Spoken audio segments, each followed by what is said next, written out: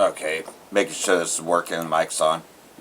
Shalom. First and foremost, I'd like to give all praise to Yahweh, Ba'Hashem, Yahweh Shai, Ba'Hashem Rakakadash, noble owners, the elders and apostles of Great Millstone, who are teaching this truth with sincerity, and shout out to Yakims out there at four quarters of the earth proclaiming this truth. Brakah the Yahweh, Brakah the Yahweh Shai, Ba'Hashem Rakakadash, Brakatum. So, lockdowns are coming. And this time, it's not going to be like COVID, where there was some restrictions, as this video goes into. I played some of it yesterday on the streets, and so here it is, and some of the things that will be in place. This is a breaking news alert for a new lockdown measure that they are instituting. Conservative analysts are warning that COVID-era lockdown protocols are being dusted off and a new era of control is right around the corner. A document released under the banner of energy stability is raising unsettling questions. Where does conservation end and where does government control begin? The International Energy Agency published what it calls a 10-point plan. They attempt to shield nations from oil shocks, but buried deep inside of the language of efficiency and conservation is something familiar to each one of us who lived through the last global emergency. A template of complete control, one that looks eerily similar to the blueprints for restriction that we saw during COVID.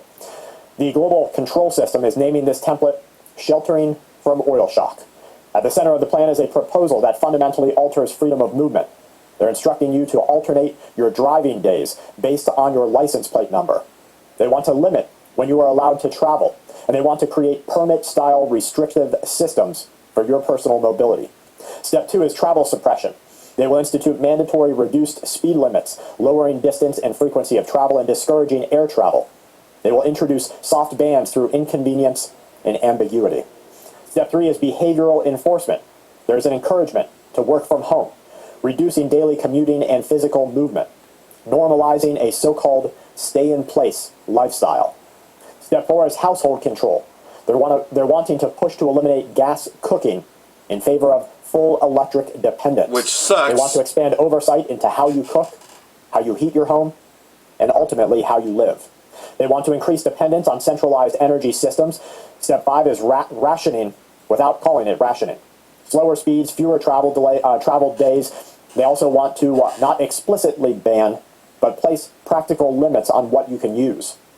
They're using ambiguity as a tool of control. They're using terms like where alternatives exist, they should be used and enforced. When possible, citizens should behave this way. And this is a behavioral conditioning model explicitly referencing pandemic-era compliance.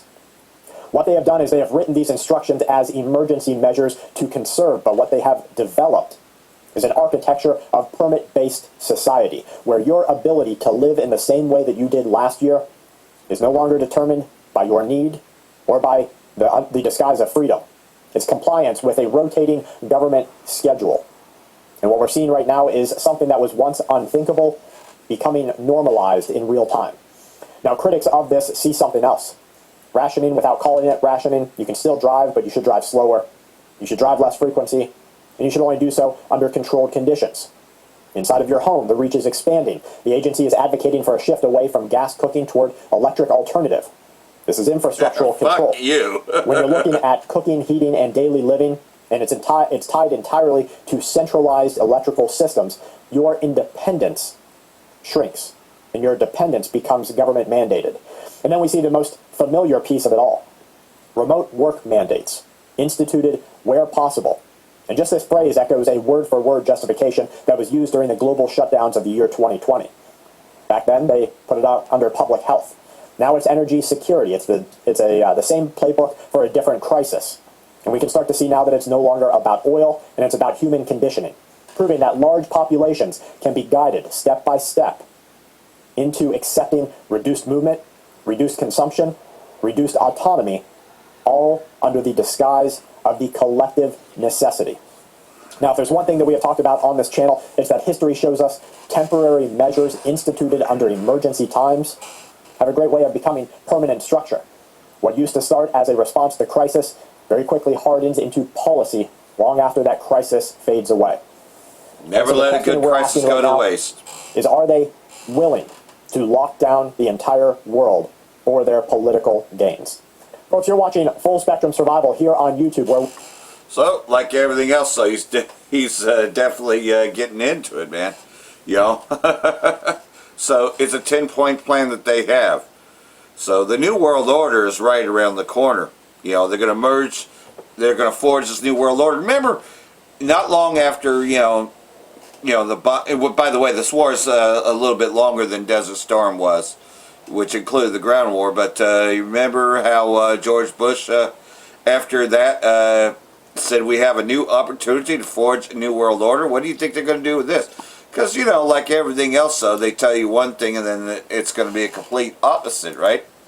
So, here's what you're not being told, especially about Cuba. But we know that they are being blacked out, and believe it or not, this professor from Iran is speaking on the very subject of what Trump is doing to peacefully take over Cuba. Because he wants Cuba, he wants Greenland, he has a lot of ambitions, because he,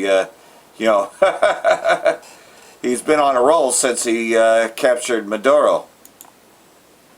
Speaking, there's a siege on Cuba. Women and children are being deprived of food, and then they have the audacity to speak about Iran and, as they're about to attack Iran, and then no one talks about Cuba. No one says anything. The starvation siege. And what threat is Cuba to the United States? A really decent people, a very friendly people, and what threat is Cuba to the United States? Why are you starving them? And why is no one saying anything? It's just, this is an upside down world that we live in today. And but the good thing is that a lot of people are waking up. People from different countries, different races, different religions, different walks of life, different classes.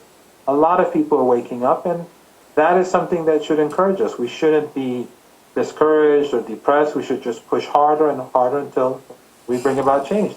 It's stunning. So, there you go. Cuba's, as you know, ISIS, to begin with airport security starting Monday. So now you'll see ISIS over here. These terrorists, because that's who they are, man. These masked motherfuckers, that, they hide their faces. Now they're going to be in control of airport security. The announcement came a day after Senate failed for the 5th time to advance a funding bill that would allow the TSA workers to begin being paid again. ISIS will begin assisting airport screening as DHS funding shutdown continues. The emergency measure was announced by President Trump in a post on Truth Social Saturday. Basically he's blaming the Democrats once again. If they don't want to immediately sign an agreement to let our country and particularly our airports be free and safe again, it would be more brilliant and patriotic to have ISIS at the airports, where we will do security like no one has ever seen before, Trump wrote. So there we go. So here we go. They paint it like it's a good thing, and of course they blame the Democrats, even though they're not the presidency. They definitely don't have the presidency, but yeah, it's them. Yeah, it's the Democrats, all right. It's never Trump. It's always the Democrats. You see this left-right paradigm, right? Yep, the digital ID system, the digital banking system, all becoming digitalized very, very soon as well. Because that's what they'll usher in, especially under the New World Order. Well, you're starting to see more stablecoin movements, and because that's what they're doing, is they're setting the stage for it. Everything's about to be cashless very soon, and everything's going to be by token, by digital imprints, ushering in the MOTB infrastructure. As this video goes into the world of alternative media here, and we are seeing a push towards social credit like we've never seen before. We've gone into the 5 years of social media history necessary to enter the United States, list of biometrics, 10 years of emails, photo metadata, and all of that. We know of the surveillance state that's popping up, and of course, if you've seen my recent videos, I just posted a video on the incoming CBDC that won't be necessarily a central bank digital currency, but could very well be private through things like X Money. Now, we also have the ADL CEO admitting that they're using AI to scan social media and forward anything they flag to law enforcement and policy makers. We also have Elon Musk saying that X could become half of the global financial system if done right. And this, again, goes back to something that we've talked about before. We've played clips of Larry Fink. We'll play it again today so that people are refreshed on that, as well as what Elon Musk recently said about X money being the source of all transactions. Look, some people will say, well, didn't you just do a video on this? Yes, indeed, I did. However, every day there's something new, and this more correlates with the social credit issue that I really wanted to get into. And again, something that, if you've been watching us, we've been warning about for a very, very long time. So we're going to get into this and more today, my friends. First, I urge people to check those links below and get out of the global financial system. And now's orders plus free shipping when you under the guise of issue. Not only has the team at the center new ways Lockdowns, these energy lockdowns that they want to push under the guise of issues regarding the Strait of Hormuz. They already have governments talking about doing this. This is your time to prepare, so you are left behind in the reset. So please take the lockdowns. Check the links in the description. Even he's talking about the lockdowns. Hit that like button, share on social media, hit the notification bell, and hit subscribe if you have not yet already. Now, let's listen to what the ADL CEO is openly admitting to here. It's crazy. we are trying new ways to have an impact in the fight against anti-Semitism. Oh, fuck Let's you. talk about what that looks like. Within the first pillar, protect, not only has the team at the Center on Extremism expanded its ranks with data scientists and software engineers, but we use cutting-edge AI tools to analyze the endless online chatter. Amalek. And then, when we identify salient trends or material threats, we route them to whomever may need it. Could be journalists, policymakers, and very often law enforcement. Now, I can't talk about all the times we do that. I can't divulge what's happened with every piece of intelligence shared. Yeah, because you're working with the government, which is not what you guys claim to be doing. But just know, there are real dangers that have been averted. Serious bad guys that have been put behind bars all over the world. Someone said Jew World Order on Facebook and they got put behind bars. There we go. And the information generated by Oren Siegel and the entire team on the Center on Extremism, it makes our communities safer. This guy sounds, I mean, it's so disingenuous the way he's talking, but I mean, and so arrogant.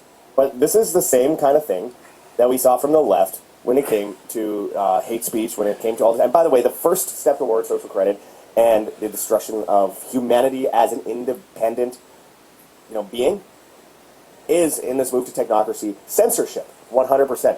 And we've done videos in the past. Which will cause a famine of the word. You can find it on Rumble. Let me go one page over. I believe it's one page over. Here we have videos, yes, after the World Economic Forum and everything. We did a video called Massive Social Media Crackdown, X and Israeli Government Demand Censorship. What this means now, this involved the Israeli government actually talking directly to X and having people's posts taken down. And X, of course, their algorithm restricting people from criticizing Israel and deleting people's posts if they criticize Israel. So, again, it should not surprise anyone. Nonetheless, it is what's going on, and he's openly just saying, hey, we're just getting people put in jail for things they say online. And meanwhile, this is what I've been talking about. This is the integration of this social credit system. This is from Watcher.guru. This is Elon Musk saying that X could become half of the global financial system, if done right, he says. It's a 49-second video. Check this out. Essentially, if done right, the X would be would serve people's companies. And there you go, with a brain chip. Become, I don't know, maybe half of the global financial system. The micro C hip. I'm not sure what the number is. It's pretty big. So it would be by far You will not be able to buy or sell without it. Institution. But like I said, not really in the way that people are used to thinking about banks. Just just the most efficient database for the thing that is money. What is money? Like the least amount of fraud. Everything's real time. And if it involves money in any way, it should be dealt with seamlessly on one node. Okay. And by the way, when they're saying no fraud, they mean that everyone is going to be watched, so no one could possibly ever get around certain things, like taxes, or, of course, they are talking about money laundering, but the main subject of that is that you will always be watched, your money will always be surveilled, you will never be able to do anything that you're not supposed to be doing in the new technocratic world order connected to social media. And I just had a comment on Facebook today by someone named Sandra. I'm not going to go into her last name, and someone that, I like and I've seen on my posts for many years now, but was saying, no, you said in your video yesterday that X money is connected to the Pentagon. I see no evidence of those contracts, but X money is directly connected to XAI, which is directly connected to X as one overarching company. And XAI, by the way, which bought X recently from itself, XAI is run by, well, it's not run by, it's supposed to be run by Elon Musk, but it is connected directly through contracts to the Pentagon. And the Pentagon has given it an enormous amount of classified information at the same time as the use of XAI in militarism overseas is starting to be understood, as well as its use for people doing taxes through Grok, which means it's collecting everyone's information, my friends, connected to a social media network, which is social credit, which always has been. I've been saying this for 20 years. Excuse me, I've been saying this for 20 years. It's exactly the idea, the initiative that they wanted to push through China, and again, use China as a guinea pig state for by the Trilateral Commission going all the way back to the 1970s. And of course, X money is directly connected to that with their partnership with things like Visa, which again, Visa is another great example of, people will say, well, what about the mandates? They can't mandate digital IDs, they can't mandate CBDCs, they can't mandate this stuff. They don't need a mandate when it's like Visa and MasterCard. If you don't use them in a lot of places, you can't spend money. Like in places like London and New York and LA, there's a great, enormous amount of places where you just cannot spend cash anymore. In fact, in Mexico right now, they're trying to push this for paying your electricity bills and gas bills that you won't be able to do unless it's digital. It's crazy. I don't know how Mexico will respond to that, but Derek Rose was talking about this on X today. Now, again, this is technocracy.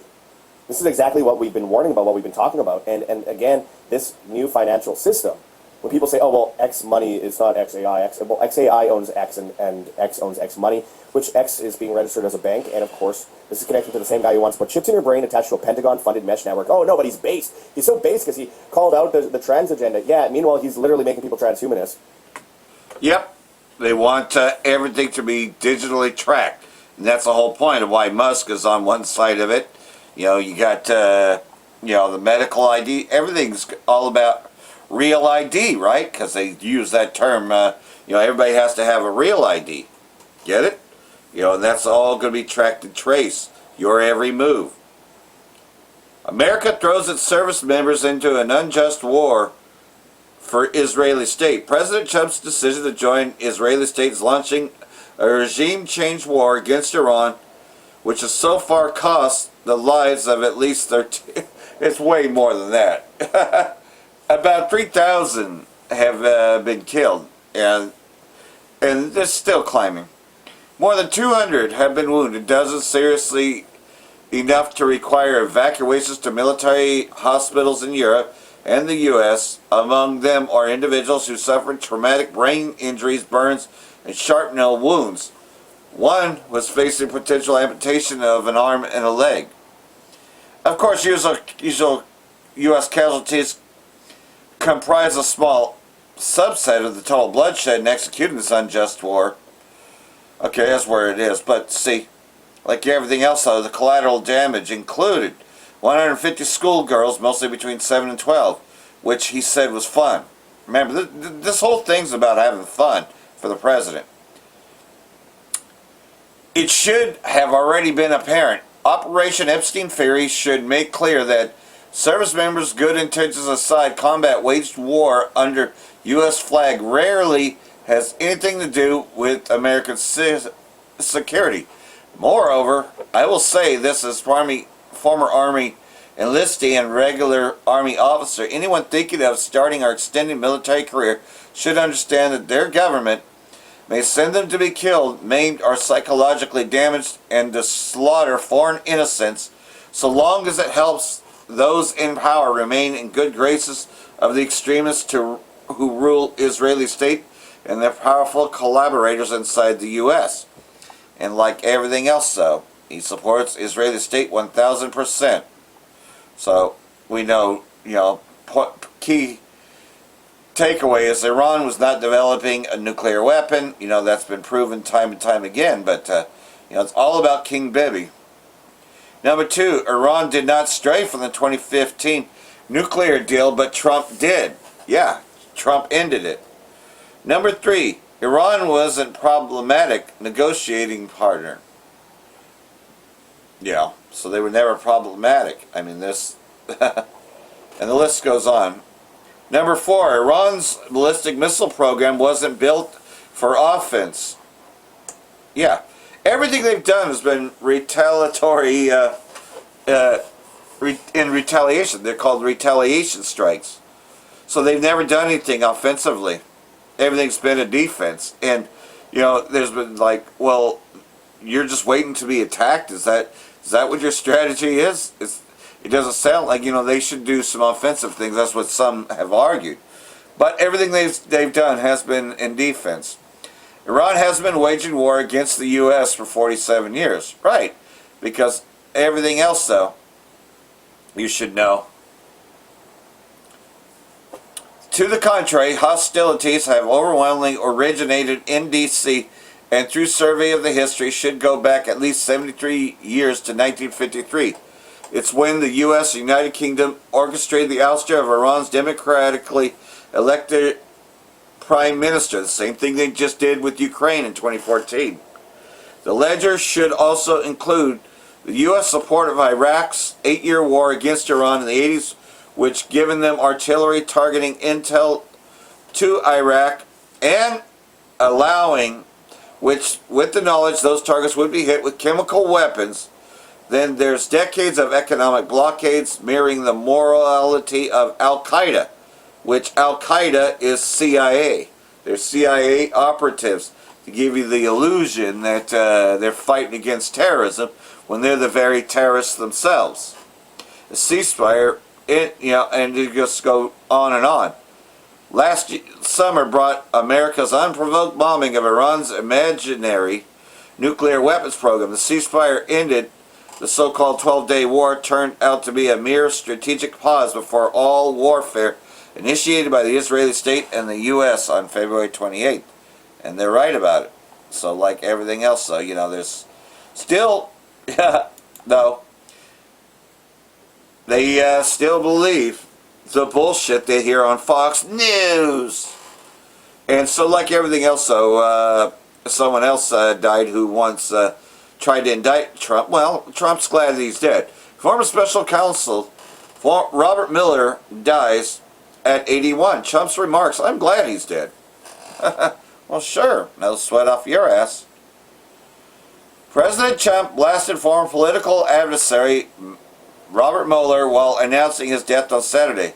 Robert Mueller just died. Good, I'm glad he's dead. He can no longer hurt people. President Trump. You know. So like everything else, though.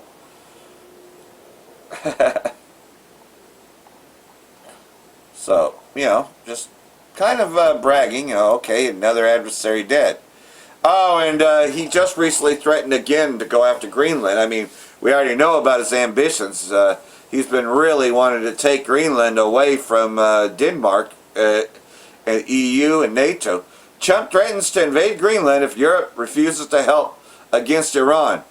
Trump stated on his platform, Truth Social, if our so-called NATO allies continue to refuse to provide assistance in reopening the Strait of Hormuz, we will be forced to reaffirm our commitment to attacking Greenland. So, and doubling down on this, you know, we know that Iran has responded. Iran war has entered its 4th week with the U.S. and Israeli state continuing their terror attacks against the country and its top leadership. Now with Trump urging NATO and EU allies to help the U.S. secure Strait of Hormuz, Iran has mocked D.C. for begging European Union for help. In fact, it has offered to protect Greenland from Trump. So there we go. Iran helps amid war with the U.S. You just ask us for help. See? So I thought that one was interesting. You know, going to cripple our economy. Small businesses sound alarm over record diesel price hike. Yeah, and the price of diesel is way higher than even the regular prices. Diesel over here in California is about $7 a gallon. I shit you not. Latest AAA fuel data from across Babylon shows that national average diesel price at the pump has jumped nearly 40% this month, surpassing the 2022 fuel spike that followed the invasion of Ukraine. Surging diesel prices are already generating a shock across trucking, rail, shipping, farm equipment, construction, machinery, generators, and much of industrial logistics, given that the fuel powers are the core of the economy. So, yeah, because most of those trucks run on diesel. And it's already bad for the other side of it, too. And so, like everything else, though, he was also going into this. You know, he talked to the professor, so we'll play this. I don't know if I can get it any bigger, so we'll just play from here. He's in the news for a reason that I'm going to ask him first. He's Professor Said Mohammed Marandi, Professor of English Literature and Orientalism at the University of Tehran. But he's much, much more than that. As a regular viewer of the show, you already know that. Professor Marandi, welcome again to the show, and thank the Lord that you are safe and well, and may you continue to be so. The best tweet of the month was issued by your friend and mine, Scott Ritter, who took to Twitter, or X, just a few hours ago, and denounced the literal bounty that has been placed on your head by a group, I don't know where they're from, but they are blue tick members. They are in a paid partnership. I don't know what that is either, but you may.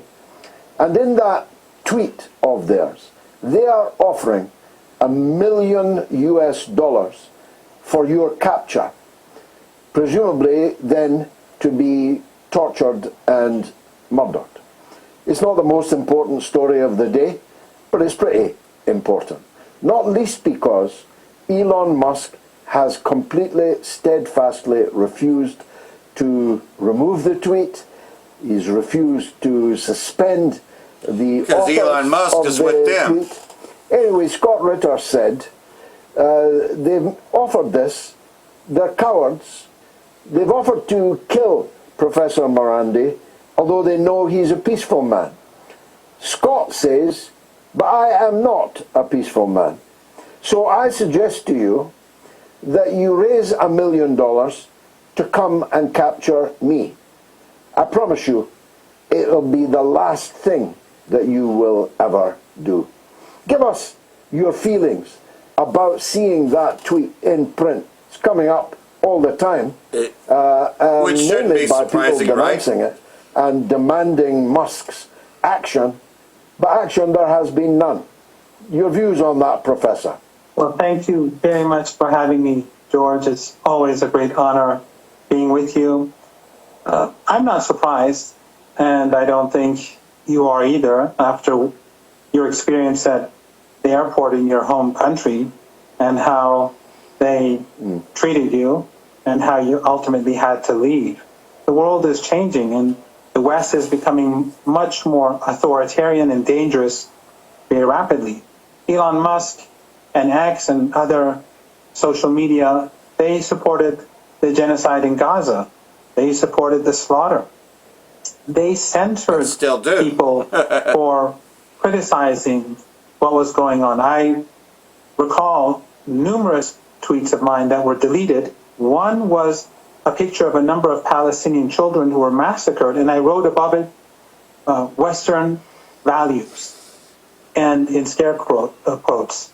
And they deleted my tweet. They forced me to delete it. Otherwise, I would no longer be able to use my account. And that happened many times. So this is how they have been treating the Palestinian people. Why not allow people to gather money to kidnap and torture me and kill me? It doesn't surprise me at all. What I think, though, is that it's not going to affect me in any way or form. I'm going to continue to do what I have to do. And that's what my family, everybody in Iran is doing. Loved ones are all very upset, but it doesn't bother me at all. And George, every night, and often during the day, there are millions of people on the streets in Iran, in different countries, as I'm sure you and many of your viewers know. In Tehran, right now, as we speak, in different neighborhoods, there are huge crowds chanting in support of the revolution, the armed forces, the Constitution, the leader, and rejecting the United States. And they have been bombed on multiple occasions. Western media won't say this, but I've tweeted footage, and I'm sure you have, and I'm sure you've seen it. I was at the Jerusalem Day or Quds Day rally on the last Friday of the month of Ramadan in Tehran. On that day, across the country, they had rallies. It was huge. They fired missiles at the rally. They fired missiles at it. But people didn't budge. They murdered a woman with their missiles. And no one in the Western media, from The Guardian to Breitbart, cared. And they bombed other rallies in the north of Iran, in the city of Anzali, and in the city of Hamida. But people stood their ground. Young teenage girls, 16-year-olds, they stood their ground. They wouldn't move. So how can I behave differently from that 16-year-old girl, that 15-year-old boy, that 75-year-old woman, that 80-year-old man who stands his ground on the streets of Tehran, on the streets of Anzali Port, on the streets of Hamadan, and elsewhere throughout the country, when these young kids who could be sitting at home and doing what teenagers normally do, but instead they choose to go on the streets from different walks of life. When they are so steadfast, and when the bombs strike, they are unfazed. They do not scream. They just continue chanting, saying that we are the nation of martyrdom, we're the nation of Imam Hussein. We are resolute in our resistance. How can I do anything but what they do?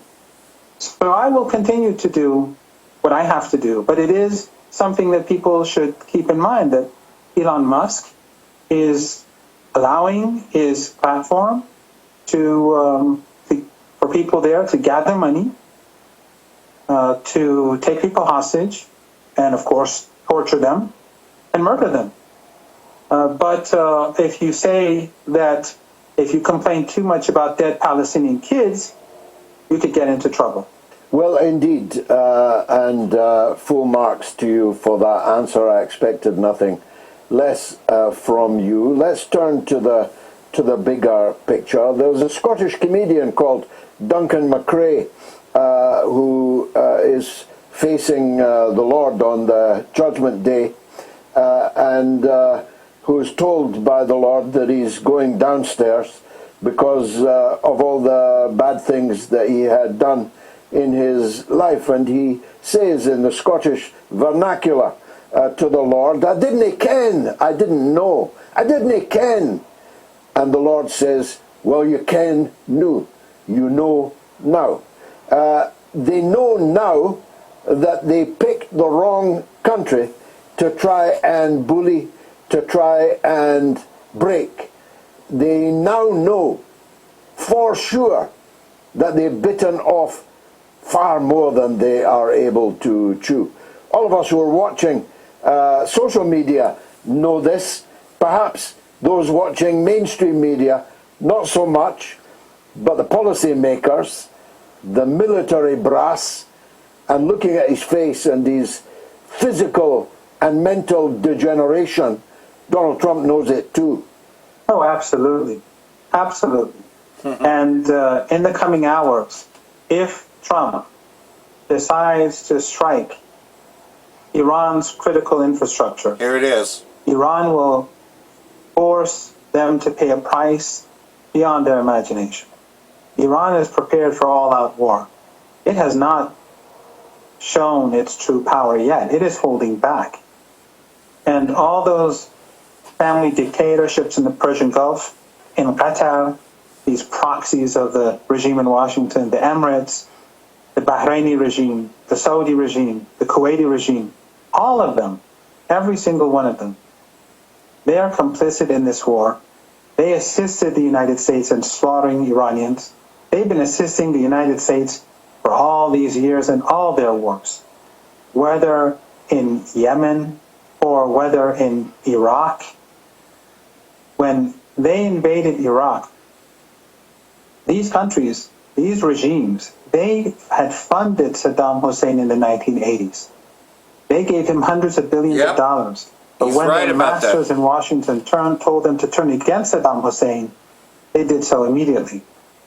So these regimes will pay the ultimate price within hours. As soon as Trump starts targeting Iran's electrical power plants, everything on the other side of the Persian Gulf will be wrecked. And so my advice to people in these countries is to leave tonight, because we don't know what this madman in Washington wants to do.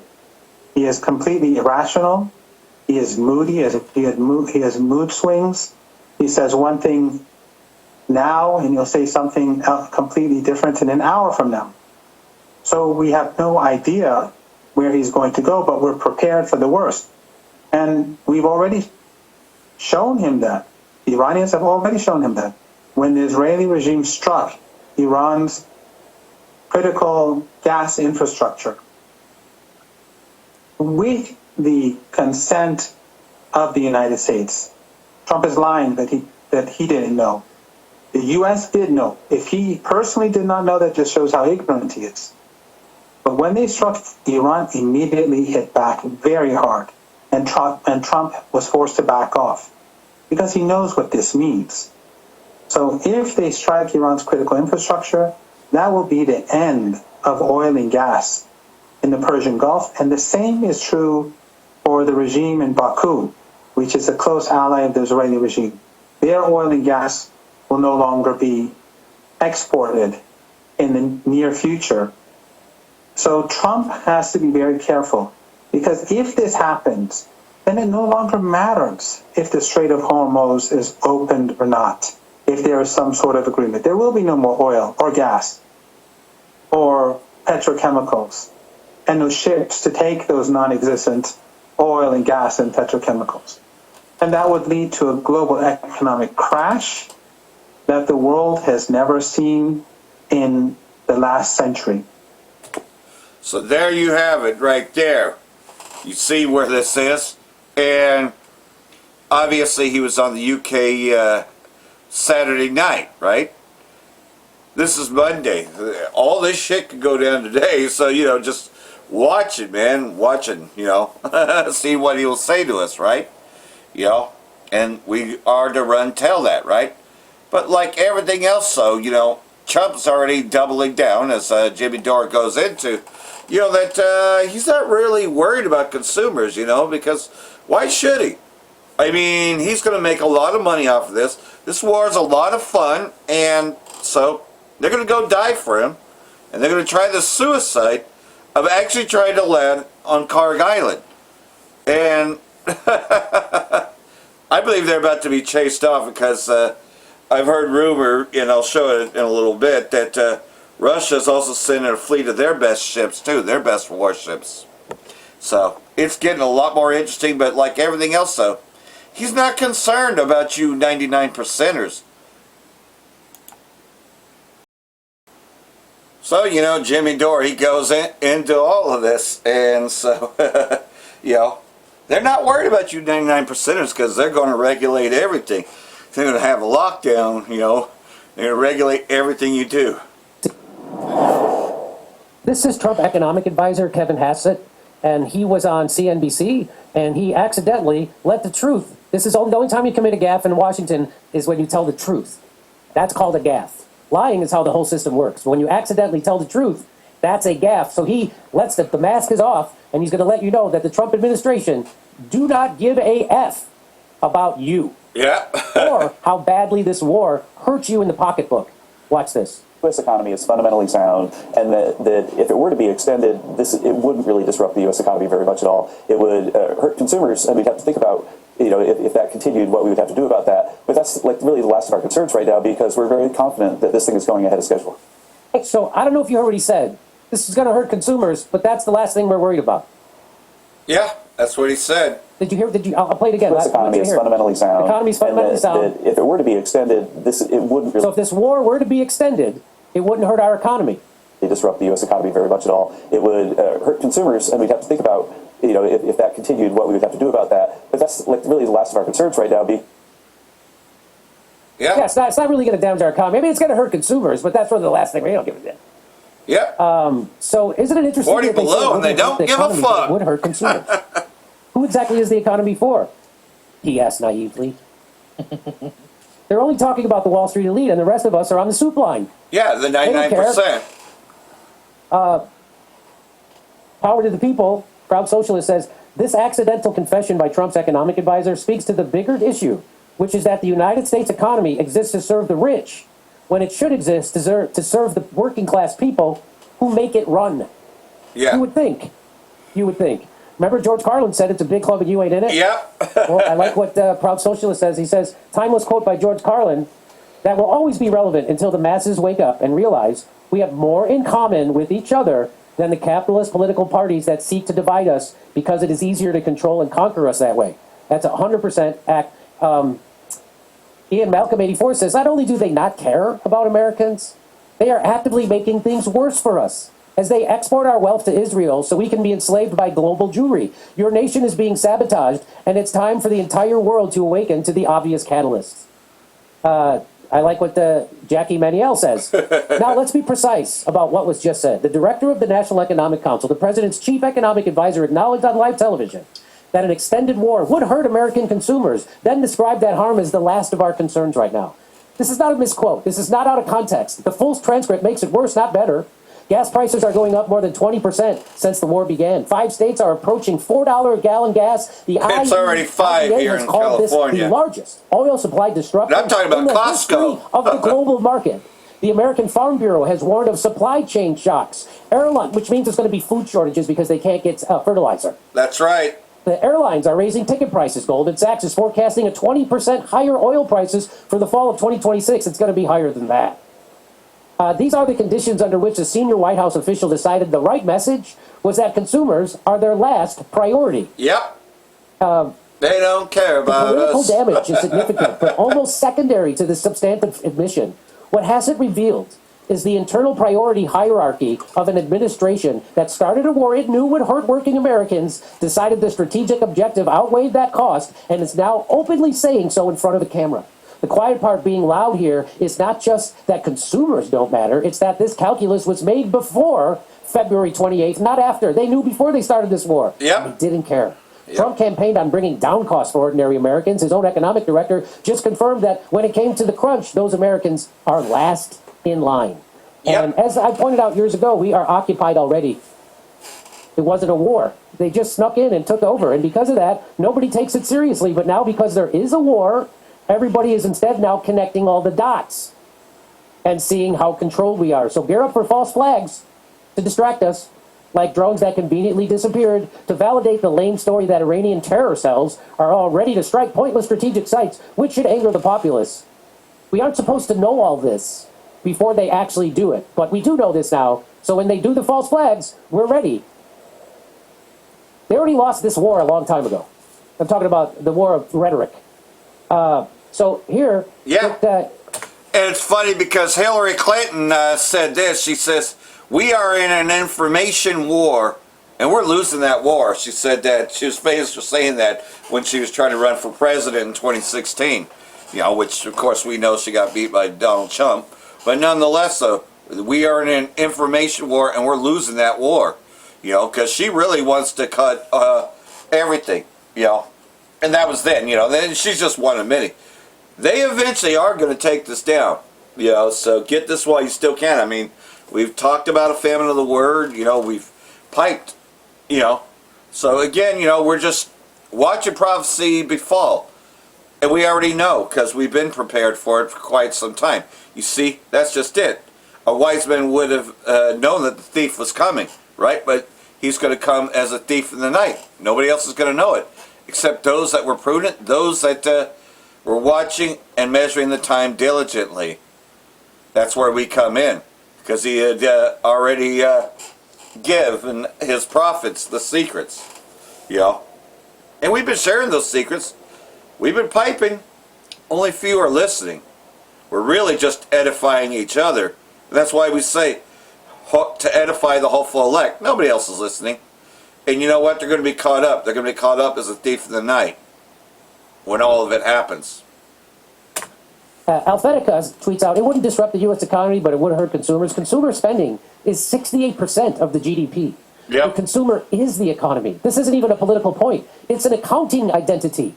Coffee's up 127%. Yes, it is. Gas is up to $3.70. Steak at a record highs. 45% of $5 at investors Costco. now expect higher inflation, and the administration's economic advisor just said consumers' pain is the last of our concerns. The Fed meets tomorrow, which means today they're watching the same inflation expectations data as everyone else, telling consumers their pain doesn't matter, while simultaneously demanding rate cuts to juice asset prices is a messaging strategy that has a shelf life.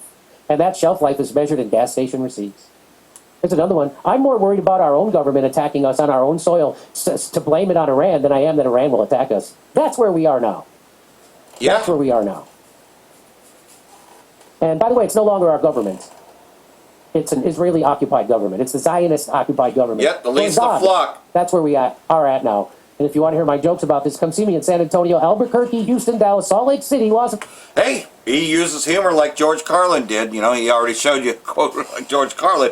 And you know what? We got to laugh at this because, hey, we have the insight. See, we can laugh and we can say, come on, you fucking dummy, get your right step right. Because, again, we know that, you know, Esau's a goddamn niggard, by the way, you know. And notice I have a D at the end, you know, because I've heard Apostle Tahar say it that way. You know, this niggard has been in office and he's already fucked everything up. You know, we already know who this niggard is. So, like everything else, though, I mean, we have insight and tawada for that, you know, that we're not like all those other dumb fucking dummies, you know, still wearing a mask, still afraid of COVID. I mean, you still got them around, you know. They're worried about everything else. They're not worried about nuclear fallout.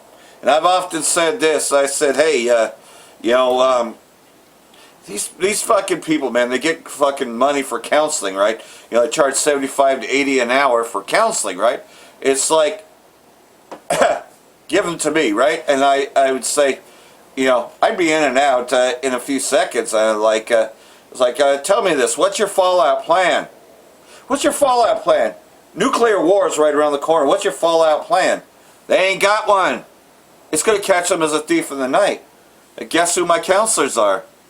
Aside from my immediate family, which I already know who my immediate family is, you know, but, you know, my wife and my dog, that's about it. Those are my counselors. My main counseling of all is those here at Great Millstone. I could call a brother up, you know, or I could watch their video. Every one of them has a fallout plan. Guess what that fallout plan is?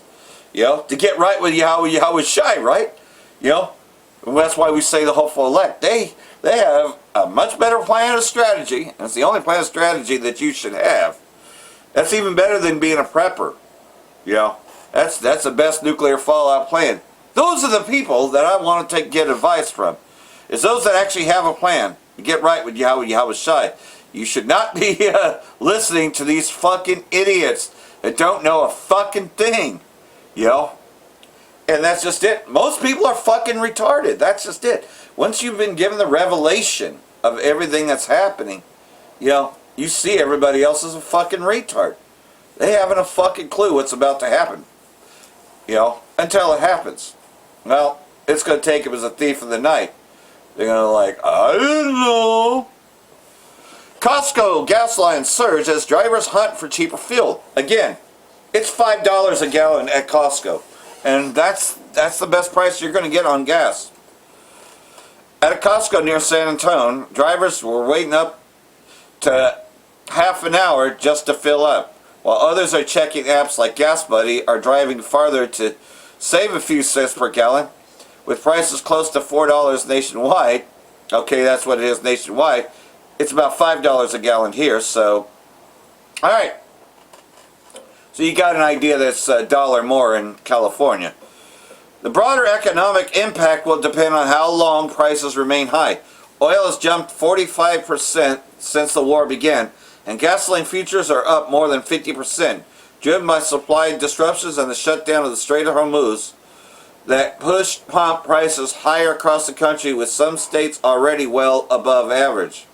Yeah, so $5 a gallon here.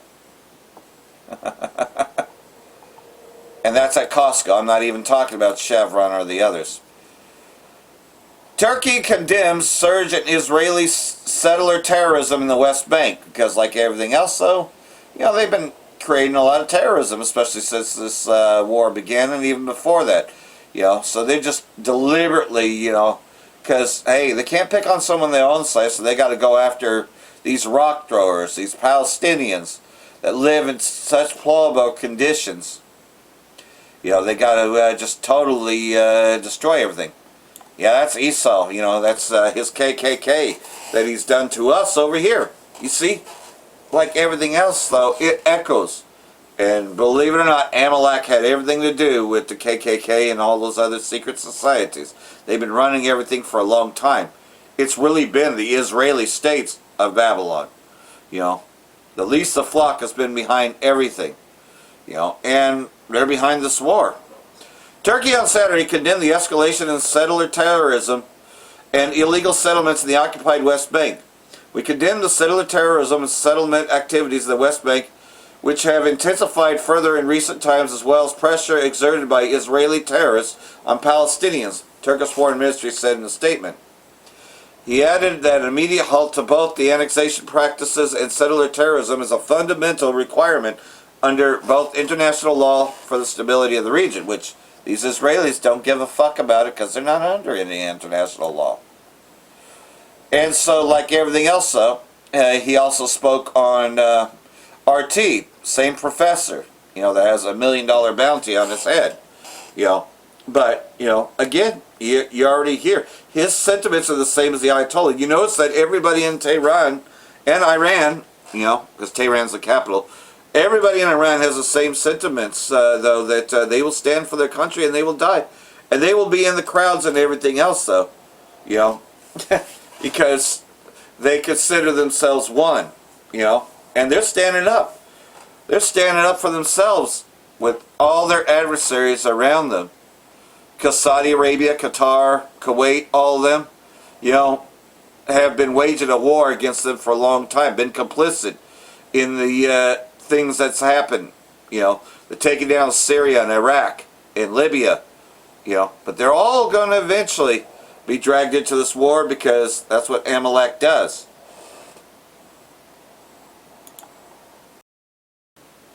All right, let's discuss this now and more with University of Tehran Professor Saeed Mohammed Marandi. Professor Marandi, great to have you on the program with us again. But the U.S. has partially lifted sanctions on Iranian oil, as I just mentioned, and that could potentially bring billions of dollars to Iran, a country that it is literally bombing at this very moment. What do you make of Washington's decision? You're right. They are literally bombing at this moment. I don't know if you heard the explosion just close by. The fact is that this is a very silly move. The Iranians know how to sell their oil, just like the Russians, and they will continue to do so. And they will not allow the Americans to manipulate the market. Iranian oil is sold very easily. The price of Iranian oil is very high. Excuse me. The price of Iranian oil is very high, and it will go higher as the crisis gets worse. Basically, what the United States is trying to do is to create an environment to soothe the markets, but it's not going to work because every day there's going to be a greater shortage of energy, whether it's LNG or whether it is oil or other petrochemical goods. So I certainly appreciate you talking with us as you have those bombs falling there in Tehran and hopefully remain safe. Professor, in the publication you said that over 20 countries have, quote, reached out to Iran to align with this new framework for managing the Strait. At the same time, we have 22 countries, all perceived allies of the U.S., condemning Iran's blockade of Hormuz in a separate statement. Can you elaborate on what you meant and how does this all stack up? Well, Well, there are a large number of countries that are speaking with the Iranians, and the Iranians are discussing a future where the Strait of Hormuz is controlled in a different way than before. The Iranians, of course, demand compensation for the atrocities carried out against the country. And of course, these Arab family dictatorships are deeply complicit in these atrocities. They have blood on their hands. In fact, Al Jazeera Arabic just hosted a guest who was calling for the Americans to focus on Iranian infrastructure and to target ordinary Iranians. So these regimes, not only do they host U.S. bases and allow them to fire missiles from those bases against Iran and elsewhere in their countries and use their airspace, but now they're specifically allowing guests to call for the destruction of critical infrastructure to bring ordinary Iranians to their knees. So in future, Iran is going to treat these despots a bit differently. And the talk is that Iran will allow ships to go through, but they will have to, pay in yuan. This would, I think, be a very significant shift because it would quicken the pace of the dollarization. Professor, there are reports that Iran is charging corporations and governments for safe passage through the strait. Some cite a $2 million fee. How fair is that, given most countries have refused to take part in operations against Iran? Well, nothing has been finalized as far as I know. But the fact is that the countries that own the oil, meaning Qatar and gas, Kuwait, the Emirates, Saudi Arabia, and Bahrain, they have facilitated the airstrikes against Iran. They facilitated the murder of ordinary Iranians. So they're the ones who effectively have to begin paying for Iran's reconstruction and reparations to ordinary Iranians who've lost family members, who've lost children, who've lost... Just last night, a 20-day-old infant was murdered. Among other children in Tehran last night, 7 children, and including 1 infant, were murdered in a single airstrike on the east of the city. So these regimes have they're answerable for these crimes. And it's quite extraordinary that these regimes, along with Erdogan and Sisi and Abdullah of Jordan, they condemned Iran for Iran's retaliation against U.S. bases and assets in these countries, but they failed to even mention in their joint statement that it was the United States and the Israeli regime that launched this unprovoked war against Iran, using, in most cases, the airspace of these countries, and continue to use the airspace of these countries and the territory of these countries to strike Iranians. So this sort of impunity, I think, calls for Iran to change its policy. And therefore, in future, the relationship between Iran and these countries are going to be different. We have to keep in mind that these regimes supported Saddam Hussein in the 1980s when he invaded Iran and provided him with hundreds of billions of dollars. It was also from Qatar that the drones flew and murdered General Soleimani a few years ago. So Iran has been very patient and tolerant. But I think from here on, the relationship will have to evolve. Professor, there are multiple reports that the U.S. is considering taking over Karg Island, a region that's crucial for Iranian crude exports, in an effort to unblock the Strait of Hormuz. How feasible would an operation like this be, given the island's defenses and geographic layout? Again, there are more explosions close by. I'm just saying this so that your viewers recognize that the United States and its allies are bombing ordinary people in Tehran. They're terrorizing ordinary people. And these Arab dictatorships in the Persian Gulf, they are completely and fully complicit in all of these crimes. Could you tell me the question again? I'm sorry. Right. The reports about the U.S. considering taking over Karg Island in an effort to unblock the Strait of Hormuz, how feasible would something like that be? It won't work, because if the United States tries to take Iranian territory, that's escalation. And Iran has said that if its assets are destroyed by the United States, then there will be retaliation. We already saw what happened when the Israeli regime, in full coordination with the United States, struck Iranian critical infrastructure, its gas assets in the southern part, Pars gas center. Iran, in retaliation, created severe damage to Qatari assets, the Emirati assets, energy assets, and Saudi energy assets. So if the United States wants to intensify the war, then I think Iranian retaliation will be far more massive than before. And if the oil and gas infrastructure in these regimes, including Kuwait and so on, are destroyed, then I think even opening the Strait of Hormuz will be useless. The long-term crisis, there will be a long-term crisis, and I think that will lead to a global, I have no doubt that it will lead to a global economic depression. And the Iranians are far more prepared for such a scenario. We've been under sanctions for decades. But when the U.S. economy goes downhill and the global economy goes downhill, the world will remember that this was done because of the Zionist regime and led by Trump and Netanyahu. And these shall hate the whore and burn her with fire. You see where it is. You know, just right there. You know. So, you see everything in the making, right? I mean, things are happening, you know, very quickly. Iran says nuclear enrichment site was struck. So, recently, on Saturday, the facility at Natanz was attacked during Operation Midnight Hammer last year, which had been hit for the third time, Iranian state media confirmed. Thus far, neither the U.S. nor Israeli state confirmed their attack. The IAEA said Iranian authorities notified it of the attack, and there are no reports of increased levels of radiation so far. So, in other words, okay, it didn't hurt. But at the same time, they're still trying to attack, trying to cause nuclear fallout. Russia says the attack on Iran's uranium enrichment facilities violate international law. So, you know, this she's very well known. Russian Foreign Ministry spokeswoman said Saturday that the attacks on Iran's uranium enrichment facilities constitute violation of international law and risk triggering a major catastrophe in the Middle East. In a statement, Zarkovia condemned what she described as massive strikes by the U.S. and Israeli state against Iranian military, civilian, and nuclear infrastructure, accusing them of disregarding civilian casualties, which, again, Trump has said many times that it's just for fun.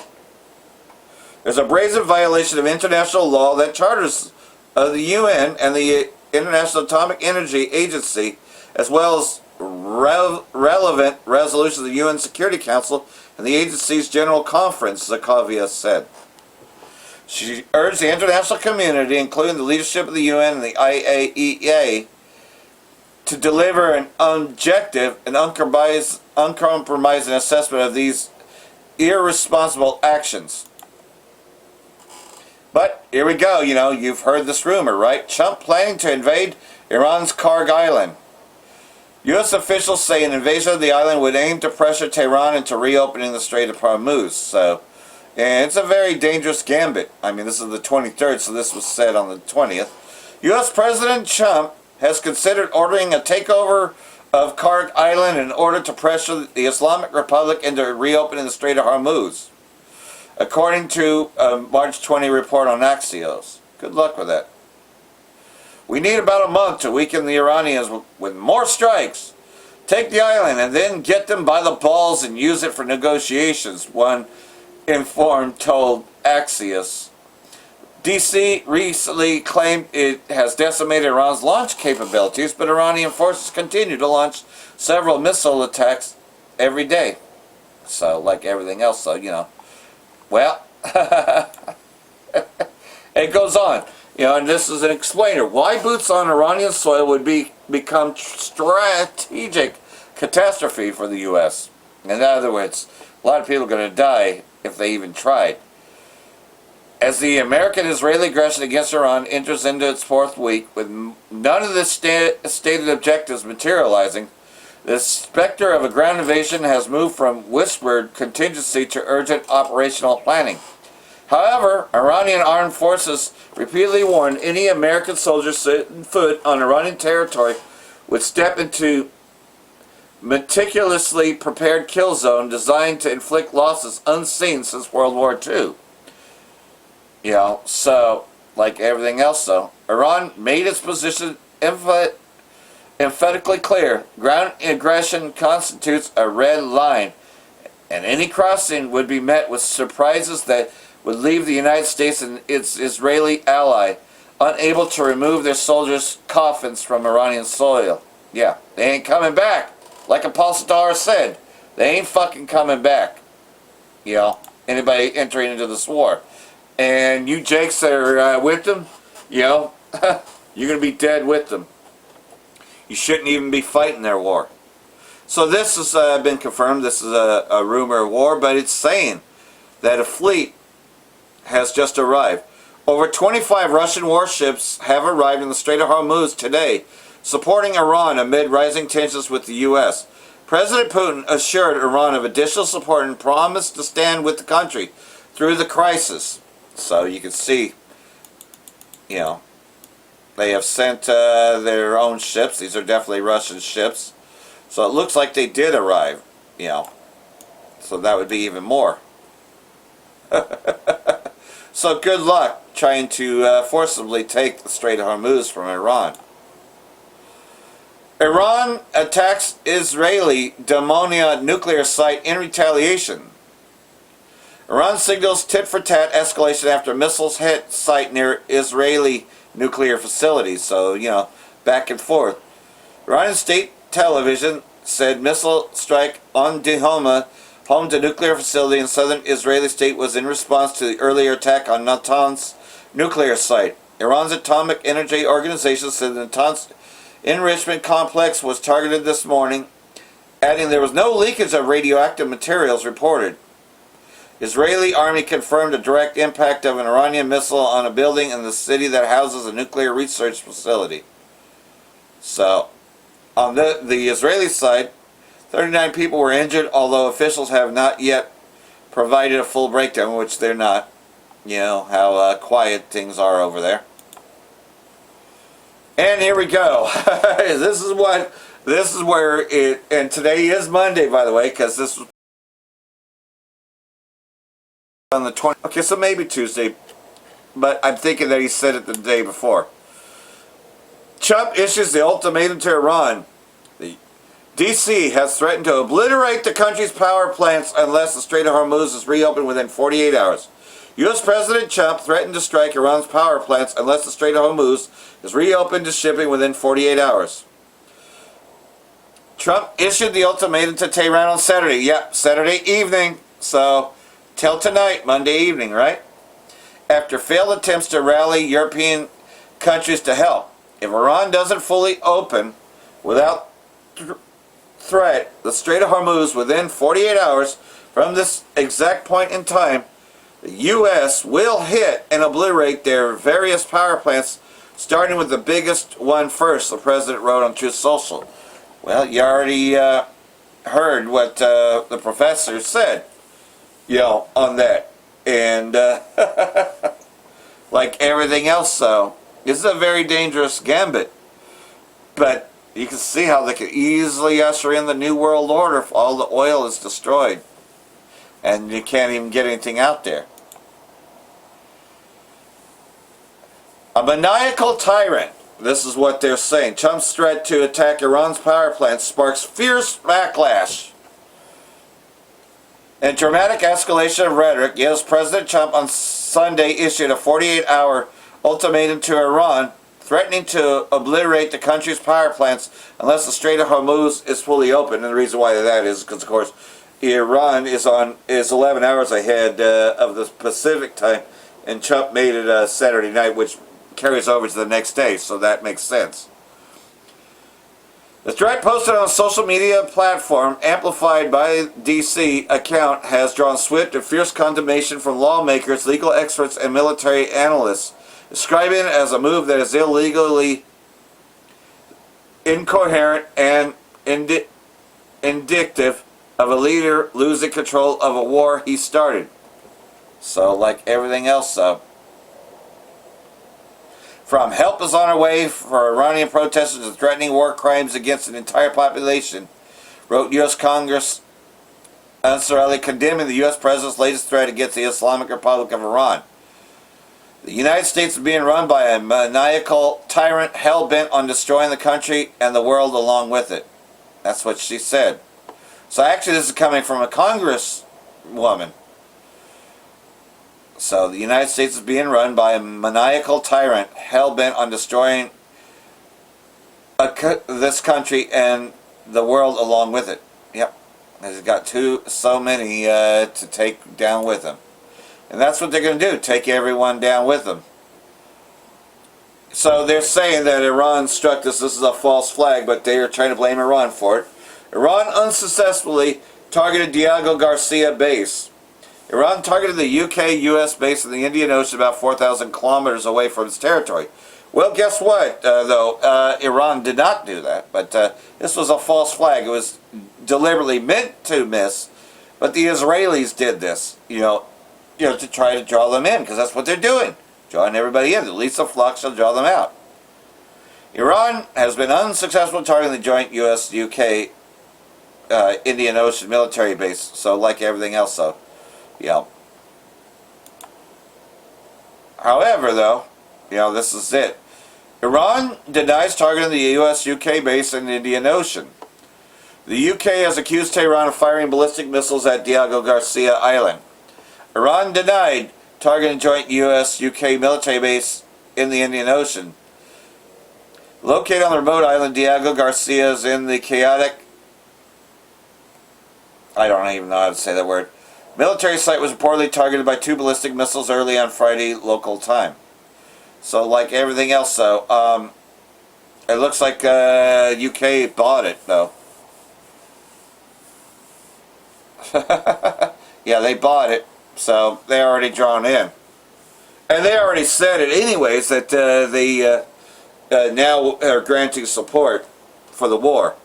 Iran warns U.S.-Israeli water desalination facilities in the region will be hit if energy infrastructure is attacked. So that's everything. That takes out the oil and the water. That would totally destroy everything.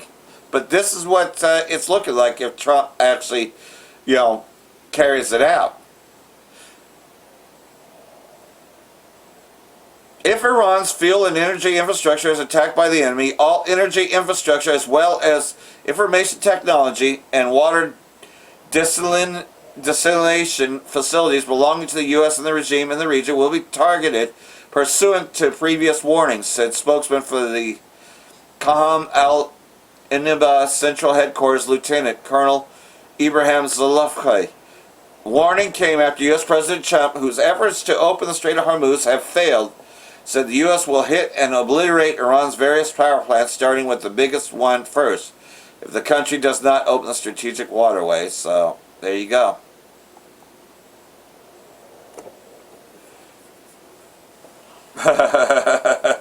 So you see how dangerous this gambit is, but that's where it's at, right?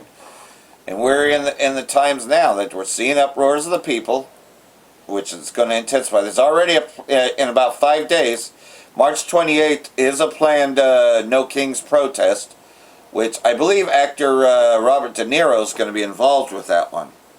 At least the LA part of it. Right. Not there. Slovakia. So,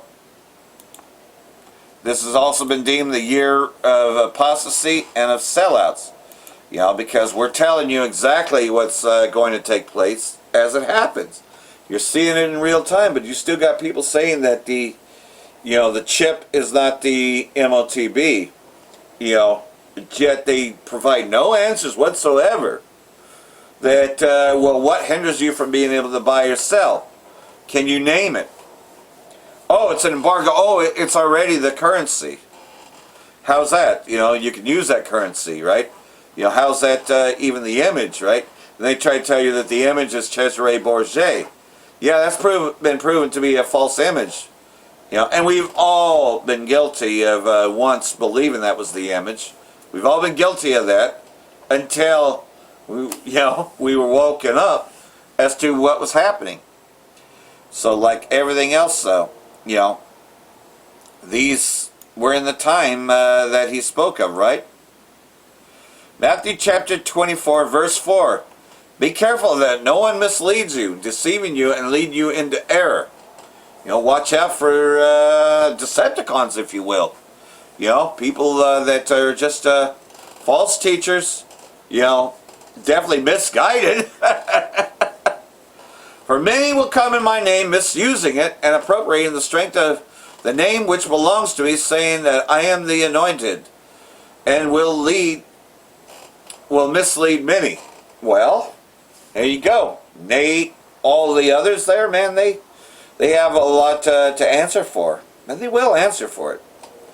You will continually hear of wars and rumors of wars. That's where we're at now, right? See that you are not frightened, for those things must take place, but the end is not yet of the end of the age of Esau Edom. There's more. Civil uprisings, right? For nation shall rise against nation, and kingdom against kingdom. There will be famines and earthquakes in various places. You know, they're talking about a famine, right? Alone, with the fertilizers not being there, that's going to cause a lot of food scarcity, and it's all going to be manufactured.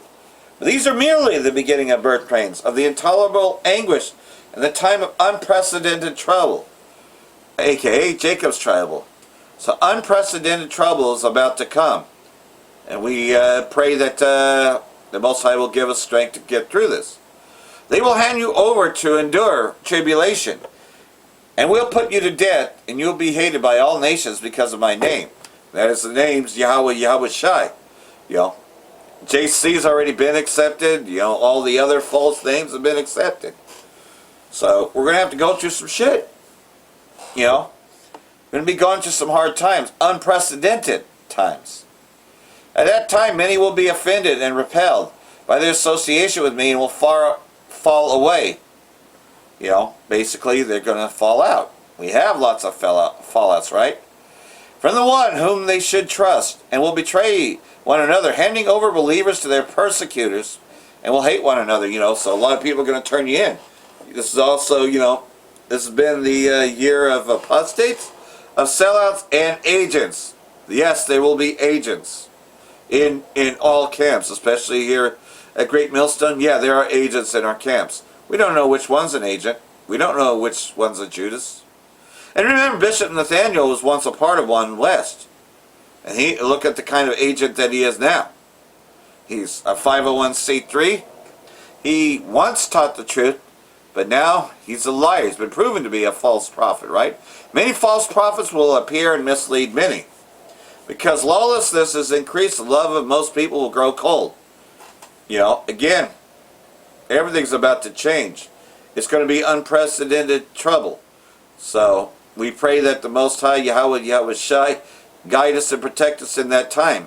And it is promised that we will be. But he who endures and bears up under suffering to the end will be saved. So we are going to suffer much, very much so, until the end, to be saved. So hopefully this has been edifying. The good news of this kingdom, the gospel, will be preached throughout the whole world as a testimony to all the nations. And then the end of the age will come. Well, guess what? That's already happened. The World Wide Web, YouTube, etc., videos, have been seen worldwide in every language and every tongue where there are Israelites scattered. So that's why you're seeing everything increasingly sped up. We're at that time now. We're just reporting as it happens. We already gave you insight because we were given insight. So hopefully all this has been edifying. For that I want to say Bracha the Yahweh, Bracha the Yahweh Shai, Ba'ashem, Rakakadosh, Wal Abal Babal. Brakathum, Jehofolek, Shalom.